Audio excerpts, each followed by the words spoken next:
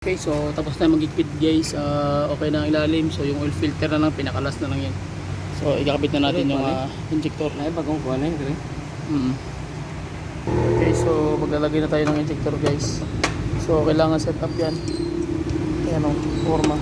Ganyan o, washer. Okay. Tapos basic pointers pa rin kung magkano kayo ito. Kailangan malinis yung pinaka, ayan o. Kailangan automize yan. Hindi pwedeng hindi automize. Okay. Magkakabit na tayo nito. Apat.